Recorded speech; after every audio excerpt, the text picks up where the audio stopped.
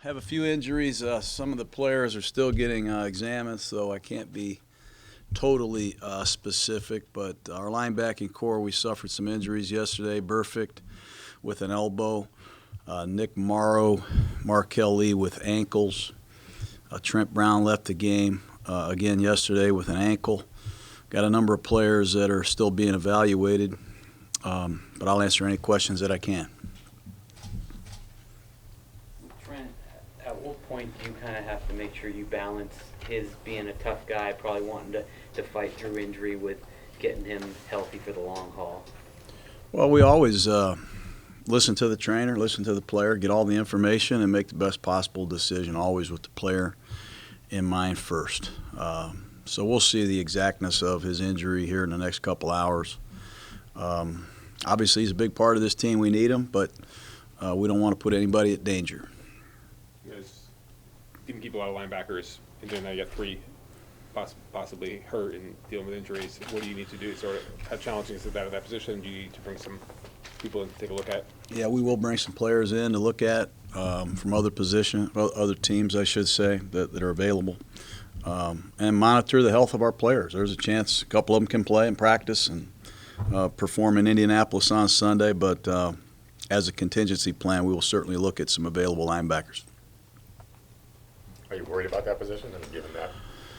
Yeah, you get worried when you have three of your linebackers come out of the game. Yeah, I'm a little concerned, to say the least, but Mike Mayock, his staff are working hard to come up with a contingency plan if we need to find a linebacker. The run defense was really good the first 2 weeks, and obviously had some struggles yesterday. What did you see out of that? We aided the Vikings the first two series by giving them two big third downs, 3rd and 18, 3rd and 9. We had penalties to help them continue the drive. We had some guys get out of gaps. We had a couple breakdowns in our defense. And I'll be honest with you, that guy's a heck of a back. They got a great rushing attack, and that guy's a heck of a back. So it was a combination of some errors that we made and some outstanding scheming and running and individual effort by their backs. When guys are getting out of gaps, is that guys trying to do too much? Is it miscommunication? What leads to that usually? Well, we're playing a lot of young guys, and you're missing some linebackers. I mean, you don't have to be a football scholar to understand the difficulties that that creates. They put the tight end in motion. They do a multiple amount of things, running the ball with the play action, and it puts a lot of stress on you, play side and backside.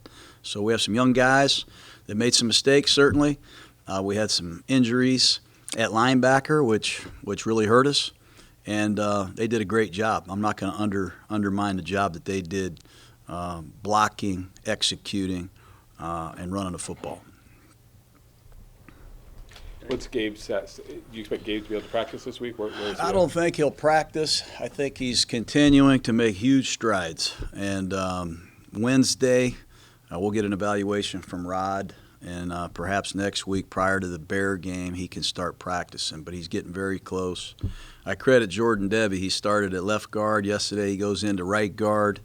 We're anxious to get Gabe back as our right guard. Incognito had some good moments yesterday for his first appearance in over a year. But when we can get our guards back and be at full strength up front, hopefully Trent's ready to go, we really like our line.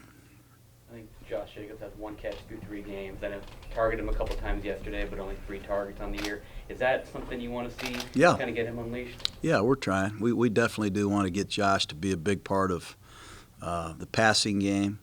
No doubt. We certainly do. We'd like to get more out of Jalen Richard as well, all of our backs. We take a lot of pride in using our backs in the passing game, and you are right, though, 100%. We got to get more out of Josh as a receiver. He said he'd been dealing with an illness last week. His snap count was a little lower than it had been. Was he just not able to go as long as? Well, I think he'll tell you. I think he'll tell you he's probably healthy. He got nicked up a little bit in the Chief game. He had the illness. We had a little package of plays for DeAndre and Jalen, and we got behind. And unfortunately, we weren't able to really stay with it much longer than we did. But He's going to be a heck of a player for us. We got to get him going in the passing game. We got to get him the ball more. You guys are obviously in a stretch of 5 straight games away from the Bay Area and all significant trips and had some issues on the road last year. Is there anything you can do, or I'm sure you've looked at it, to tweak your preparations? Or We have tweaked our preparation. We've tweaked it. We've changed the schedule. We practice in the morning. We practice differently on Wednesday. We're doing everything we can to get our team acclimated to the time zone change, be as fresh as possible, yet be as prepared as possible, and we'll continue to do that. We're a young team. I'm not going to sugarcoat it. We're a young team at a lot of critical positions. We're building our football team. We played 2 of the best teams in the league the last 2 weeks, and everybody that goes to Minnesota this year is going to have their hands full. I can promise you that. They're an outstanding football team, especially at that place. To hear. Off that young team, so this first stretch of adversity, a lot of them have seen in their NFL career 2 winning streak. Do you think, a lot of these guys have the mental makeup to, Yeah, I do. Yeah, I do. There's a lot of adversity right now in this league. The Colts, they lost their quarterback before the season started. There's a lot of adversity. There's a lot of teams right now that are 1-2 and 0-3 and dealing with it. It's a hard business. And guys are going to learn some valuable lessons. We need our second-year players to play better. We got a lot of first- and second-year players playing, and they got to play better, and we got to coach better. Tahir said yesterday that the problems don't get corrected, it's going to be a long season. Are these easily correctable problems? Or Who said that? Tahir Whitehead. That if the problems don't get corrected that showed up yesterday, that it could be a really long season again. Do you see these as easily correctable problems, or how do you view that? I'm not gonna get into all the problems that he's talking about. We had some breakdowns, no question. And when you have breakdowns and penalties against good teams on the road, usually you lose the game, and that's what happened. You don't fall behind 21-0 to a team like that on the road and expect to win, certainly. But in response to his questions, I'll deal with him individually. I know Ryan Grant had a tough game in week 2 and inactive yesterday. What do you want to see from him to get him back out there in the lineup? Well, we're having a hard time assembling our game day actives, honestly. We went with the extra offensive lineman yesterday just because it was Incognito's first game playing in a long time. We knew Trent Brown hadn't practiced much, so we felt we needed to have 8 offensive linemen against a formidable front like the Vikings. So we can't have 5 receivers or X amount of players at certain positions if you go heavy on the offensive line. So that was a reason he was scratched. And this week we're going to make it competitive. We're going to let Trevor Davis have an opportunity to get on the grass.